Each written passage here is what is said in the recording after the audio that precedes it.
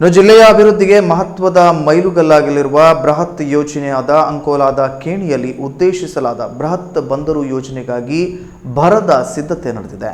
August 22ರಂದು ಸಾರ್ವಜನಿಕ ಅಹವಾಲು ಸಭೆ ಜಿಲ್ಲಾಡಳಿತದಿಂದ ನಡೆಯಲಿದ್ದು, ಜಿಲ್ಲೆಯ ಜನರ ಚಿತ್ತ ಸಭೆಯ ನಿರ್ಣಯಗಳ ಮೇಲಿದೆ. ಹೌದು, ಅಭಿವೃದ್ಧಿಯಲ್ಲಿ ಹಿಂದುಳಿದ ಜಿಲ್ಲೆಯಾದ ಉತ್ತರ ಕನ್ನಡ ಜಿಲ್ಲೆಯ ಸಮಗ್ರ ಅಭಿವೃದ್ಧಿಗೆ ವೇಗ ನೀಡಲೆಂದೇ ಅಂಕೋಲಾದ ಕೇಣಿಗೆ ಬೃಹತ್ ಬಂದರು ಯೋಜನೆ ಮಂಜೂರಾಗಿದೆ. ಈ ಯೋಜನೆಯನ್ನು ಕೆಲವರು ವಿರೋಧ ವ್ಯಕ್ತಪಡಿಸುತ್ತಿದ್ದರೆ, ಇನ್ನು ಕೆಲವರು ಬೆಂಬಲ ವ್ಯಕ್ತಪಡಿಸುತ್ತಿರುವುದು ಕಂಡುಬಂದಿದೆ. ಈ ಬಂದರು ನಿರ್ಮಾಣಕ್ಕೆ ಬೆಂಬಲವಾಗಿರುವವರ ಅನಿಸಿಕೆ ಕೂಡ ಪ್ರಮುಖವಾಗಿದ್ದು, ಕೇಣಿಯಲ್ಲಿ ಸರ್ವಋತು ಗ್ರೀನ್ಫೀಲ್ಡ್ ಬಂದರು ನಿರ್ಮಾಣ ಕಾರ್ಯಗಳು ಪ್ರಾರಂಭವಾದರೆ ಸಂಪೂರ್ಣ ಪ್ರದೇಶವು ಆರ್ಥಿಕ ಹಾಗೂ ಸಾಮಾಜಿಕವಾಗಿ ದೊಡ್ಡ ಬದಲಾವಣೆಯನ್ನು ಕಾಣಲಿದೆ ಎಂಬುದು ಹಲವು ಸ್ಥಳೀಯರು ಅಭಿಪ್ರಾಯವಾಗಿದೆ. ಈ ಬಂದರು ನಿರ್ಮಾಣವನ್ನು ಬೆಂಬಲಿಸುತ್ತಿರುವ ಸ್ಥಳೀಯ ಜನರ ಪ್ರಕಾರ ಮಹತ್ವಾಕಾಂಕ್ಷೆಯ ಈ ಯೋಜನೆ ಸಾಕಾರವಾದರೆ ನೇರ ಮತ್ತು ಪರೋಕ್ಷವಾಗಿ ಸಾವಿರಾರು ಉದ್ಯೋಗಾವಕಾಶಗಳು ಸೃಷ್ಟಿಯಾಗಲಿವೆ. ಬಂದರಿನ ಕಾರ್ಯಾಚರಣೆಯೊಂದಿಗೆ ಸಾರಿಗೆ, ಲಾಜಿಸ್ಟಿಕ್ಸ್, ಗೋದಾಮು, ಹೋಟೆಲ್, ಲಾಡ್ಜ್ ಇತರ ಉದ್ಯೋಗ ಕ್ಷೇತ್ರಗಳಲ್ಲಿ ಸ್ಥಳೀಯರಿಗೆ ಶಾಶ್ವತ ಉದ್ಯೋಗ ದೊರೆಯಲಿದೆ ಎಂದು ನಿರೀಕ್ಷಿಸಲಾಗಿದೆ. ಬಂದರಿನ ನಿರ್ಮಾಣದಿಂದ ಅಂಕೋಲಾ ಮತ್ತು ಸುತ್ತಮುತ್ತಲಿನ ಪ್ರದೇಶಗಳಲ್ಲಿ ಮೂಲಸೌಕರ್ಯ ಅಭಿವೃದ್ಧಿ ವೇಗ ಪಡೆಯಲಿದೆ. ಉತ್ತಮ ರಸ್ತೆ, ರೈಲು ಸಂಪರ್ಕ, ವಸತಿ, ವಿದ್ಯುತ್, ಕುಡಿಯುವ ನೀರಿನ ವ್ಯವಸ್ಥೆ ಹಾಗೂ ಆಸ್ಪತ್ರೆ ಮತ್ತು ಶಿಕ್ಷಣ ಸಂಸ್ಥೆಗಳ ವಿಸ್ತರಣೆ ಸಾಧ್ಯವಾಗಲಿದೆ. ಮಂಗಳೂರು ಬಂದರಿನ ಬೆಳವಣಿಗೆಯೊಂದಿಗೆ ಸೂರತ್ಕಲ್ ಮತ್ತು ಪಣಂಬೂರು ಪ್ರದೇಶಗಳು ನಗರೀಕರಣ ಕಂಡಂತೆ ಕೇಣಿ ಬಂದರಿನಿಂದಲೂ ಇಂತಹ ಬೆಳವಣಿಗೆ ಸಾಧ್ಯವೆಂದು ತಜ್ಞರು ಅಭಿಪ್ರಾಯಪಟ್ಟಿದ್ದಾರೆ. ಕೈಗಾರಿಕಾ ಹೂಡಿಕೆಗಳಿಗೂ ಈ ಬಂದರು ದಾರಿ ತೋರುವ ಸಾಧ್ಯತೆ ಇದೆ. ಮೀನು ಸಂಸ್ಕರಣೆ, ರಾಸಾಯನಿಕ ಉತ್ಪನ್ನಗಳಂತಹ ಕೈಗಾರಿಕೆಗಳು ಬಂದರಿನ ಸೌಲಭ್ಯವನ್ನು ಬಳಸಿಕೊಂಡು ಜಿಲ್ಲೆಯಲ್ಲಿ ಬೆಳೆಯುವ ಸಾಧ್ಯತೆಗಳಿವೆ. ಇದರಿಂದ ಜಿಲ್ಲೆ ಕೈಗಾರಿಕಾ ಕೇಂದ್ರವಾಗಿ ರೂಪುಗೊಳ್ಳಬಹುದು. ಅದೇ ರೀತಿ ಪ್ರವಾಸೋದ್ಯಮಕ್ಕೂ ಉತ್ತೇಜನ ಸಿಗಲಿದೆ. ಸುಂದರ ಕಡಲ ತೀರಗಳು, ಪರ್ವತ ಪ್ರದೇಶಗಳು ಹಾಗೂ ಜಲಪಾತಗಳು ಇರುವ ಅಂಕೋಲಾ ಮತ್ತು ಕಾರವಾರ ಭಾಗ ಪ್ರವಾಸಿಗರನ್ನು ಆಕರ್ಷಿಸುವ ಕೇಂದ್ರವಾಗಬಹುದು. ಸ್ಥಳೀಯ ಯುವಕರಿಗೆ ಉದ್ಯೋಗಾವಕಾಶ, ಮಹಿಳೆಯರಿಗೆ ಸ್ವಾವಲಂಬನೆ ಹಾಗೂ ಸ್ಥಳೀಯ ಉತ್ಪನ್ನಗಳಿಗೆ ಮಾರುಕಟ್ಟೆ ದೊರೆತರೆ ಕೇಣಿ ಬಂದರು ಜಿಲ್ಲೆಯ ಸಮಗ್ರ ಅಭಿವೃದ್ಧಿಗೆ ದಾರಿ ತೋರಲಿದೆ ಎಂಬ ನಿರೀಕ್ಷೆ ವ್ಯಕ್ತವಾಗಿದೆ. ಕರ್ನಾಟಕದ 320 ಕಿಲೋಮೀಟರ್ ಕೋಸ್ಟಲ್ ಲೈನ್ನಲ್ಲಿ ದೊಡ್ಡ ಪೋರ್ಟ್ ಇರೋದು ಮಂಗಳೂರಿನಲ್ಲಿ. ಹೀಗಾಗಿ ಇವತ್ತು ಇನ್ನೊಂದು ಪೋರ್ಟು ಬರ್ತಾ ಇದೆ ಕೇಣಿಯಲ್ಲಿ. JSW ಇನ್ಫ್ರಾ ಬರೆದು ಸುಮಾರು 4,000 ಕೋಟಿ ರೂಪಾಯಿ ಅಂದಾಜು ವೆಚ್ಚದಲ್ಲಿ ಬರ್ತಾ ಇದೆ ನಾವು ಕೇಳ್ತಾ ಇದ್ದೇವೆ. ಇಡೀ ಕರ್ನಾಟಕಕ್ಕೆ ಕೇವಲ ಒಂದು ಮಂಗಳೂರು ಒಂದೇ ಪೋರ್ಟ್, ಕಮರ್ಷಿಯಲ್ ಪೋರ್ಟ್ ಇರೋದು ಒಂದು ಮಂಗಳೂರು ಮಾತ್ರ. ಹೀಗಿರುವಾಗ ಇಲ್ಲಿ ಆಮದು ರಫ್ತನ್ನ ಮಾಡುವಲ್ಲಿ ತುಂಬಾ ತೊಂದರೆ ಆಗ್ತಾ ಇದೆ ಅಂತ ಸರ್ಕಾರಕ್ಕೂ ಅರ್ಥವಾಗಿದೆ. ಹೀಗಾಗಿ ಇನ್ನೊಂದು ಪೋರ್ಟ್ ಅನ್ನ ಇಲ್ಲಿ ಮಾಡಲಿಕ್ಕೆ ಈಗ ಅದರ ಪ್ರಯತ್ನ ನಡೀತಾನೆ ಇದೆ. ಅದು ಬೇಕೇ ಬೇಕು. ಒಂದು ಮಂಗಳೂರು ಪೋರ್ಟ್ ನಿಂದಾಗಿ ಇಡೀ ಮಂಗಳೂರು ಅಥವಾ ಇಡೀ ದಕ್ಷಿಣ ಕನ್ನಡ ಜಿಲ್ಲೆಯ ಅಭಿವೃದ್ಧಿ ಹೆಂಗಾಯ್ತು ಅದು ನಮ್ಮ ಕಣ್ಣೆದುರಿಗೆ ಇದೆ. ಇದನ್ನ ಉತ್ತರ ಕನ್ನಡ ಜಿಲ್ಲೆಯ trade and commerce and industry ಅವರು ಮುಕ್ತ ಮನಸ್ಸಿನಿಂದ ಇದನ್ನ ಸ್ವಾಗತಿಸಬೇಕು. ಕೆಲವು ಸಣ್ಣ ಪುಟ್ಟ ತೊಂದರೆಗಳು ಇರಬಹುದು, ಆದರೆ ಇದು ಖಂಡಿತವಾಗಿ ನಮ್ಮ ರಾಷ್ಟ್ರದ, ನಮ್ಮ ರಾಜ್ಯದ, ವಿಶೇಷವಾಗಿ ಉತ್ತರ ಕನ್ನಡ ಜಿಲ್ಲೆಯ ಒಂದು ಇಂಡಸ್ಟ್ರಿಯಲ್ ಪ್ರಗತಿಯ ಚಿತ್ರಣವನ್ನೇ ಬದಲಾಯಿಸುವಂತ ಸಾಮರ್ಥ್ಯ ಈ ಪೋರ್ಟಿಗೆ ಇದೆ ಅಂತ ನಾನು ಹೇಳಲು ಬಯಸ್ತೇನೆ. ನಮ್ಗೆಲ್ಲ ಖುಷಿ ಆಗದೆ. ಎಂತಕಂದ್ರೆ ಹೊಳೆ ದಂಧೆ ಕೂಲಿ ಕೆಲಸ ಮಾಡುವವರು ನಾವು ಮಕ್ಕಳೆಲ್ಲ ಹೊಳೆ ದಂಧೆ ಮಾಡೋಕೆ ಹೋಗುದ್ರ ಮಕ್ಕಳೇ ಈಗ ಮೀನು ಗೀನು ಎಲ್ಲ ಕಡಿಮೆ ಆಗದೆ. ಈ ಬಂದರ ಬಂದ ಸಲುವಾಗಿ ನಮ್ಗೆಲ್ಲರೂ ತುಂಬಾ ಖುಷಿ ಆಗದೆ.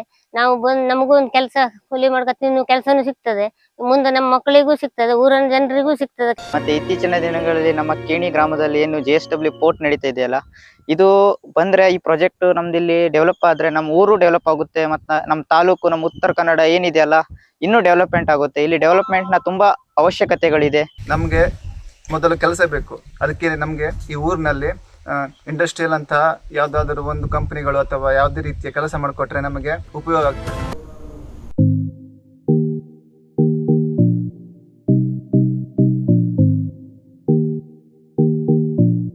ತಜ್ಞರ ಪ್ರಕಾರ ಉತ್ತರ ಕನ್ನಡ ಜಿಲ್ಲೆಯ ಅಂಕೋಲಾದ ಕೇಣಿಯಲ್ಲಿ ಗ್ರೀನ್ಫೀಲ್ಡ್ ವಾಣಿಜ್ಯ ಬಂದರು ನಿರ್ಮಾಣದಿಂದ ಮೀನುಗಾರಿಕೆ ನಾಶವಾಗುತ್ತದೆ ಎಂಬುದು ಪೂರ್ಣ ಸತ್ಯವಲ್ಲ. ಮೀನುಗಾರಿಕೆಯ ಅಭಿವೃದ್ಧಿಗೂ ವಾಣಿಜ್ಯ ಬಂದರು ಪೂರಕವಾಗಿದೆ. ಇಲ್ಲಿ ಸಿಗುವ ಮೀನುಗಳು ಪ್ರಾದೇಶಿಕ ಪ್ರದೇಶಗಳಿಗೆ ಮಾತ್ರ ಸೀಮಿತವಾಗಿದ್ದು, ಅವುಗಳಿಗೆ ಈವರೆಗೂ ಅಂತಾರಾಷ್ಟ್ರೀಯ ಮಾರುಕಟ್ಟೆ ಸಿಕ್ಕಿಲ್ಲ.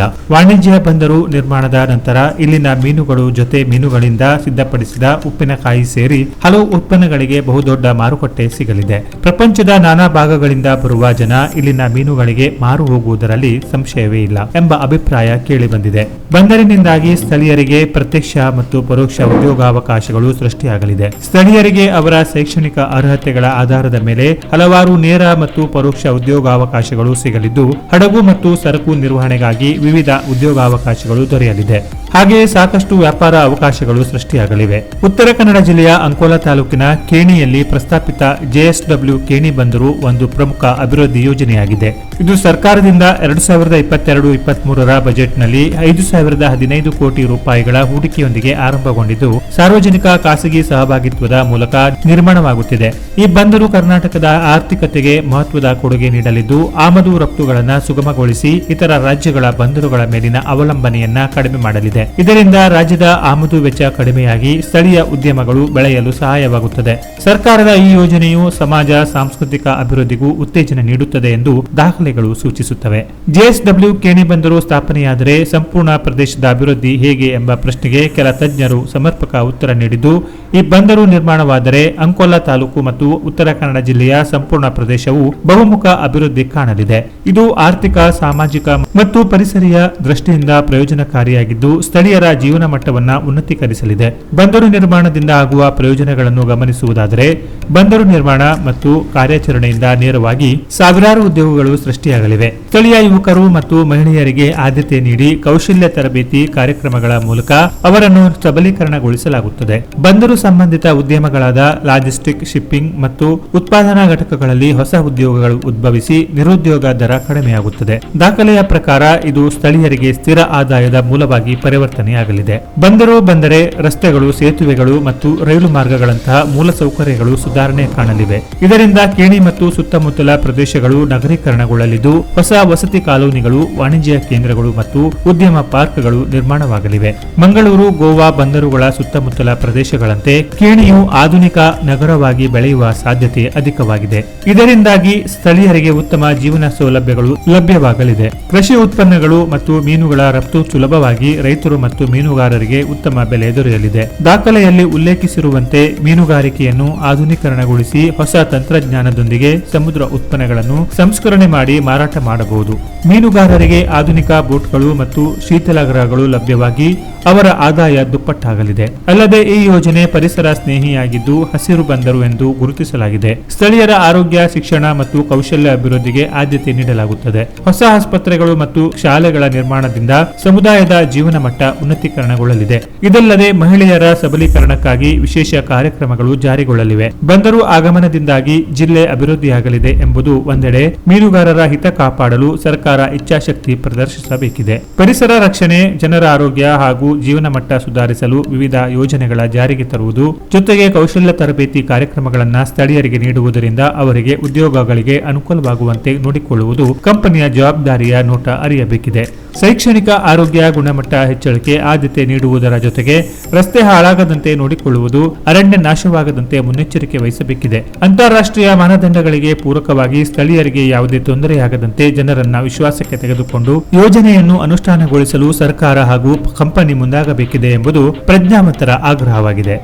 ಒಟ್ಟಾರೆಯಾಗಿ JSW ಕೇಣಿ ಬಂದರು ಸ್ಥಾಪನೆಯಾದರೆ ಅಂಕೋಲಾ ಮತ್ತು ಸುತ್ತಮುತ್ತಲ ಪ್ರದೇಶಗಳು ಆರ್ಥಿಕ ಕೇಂದ್ರವಾಗಿ ಬೆಳೆಯಲಿದ್ದು, ಸ್ಥಳೀಯರಿಗೆ ಸಮೃದ್ಧಿ ತರುವ ಜೊತೆಗೆ ಪರಿಸರ ಮತ್ತು ಸ್ಥಳೀಯರ ಹಿತಾಸಕ್ತಿಗಳನ್ನು ರಕ್ಷಿಸುವ ಮೂಲಕ ಕರ್ನಾಟಕದ ಅಭಿವೃದ್ಧಿಗೆ ಹೊಸ ಮೈಲುಗಲ್ಲಾಗಲಿದೆ.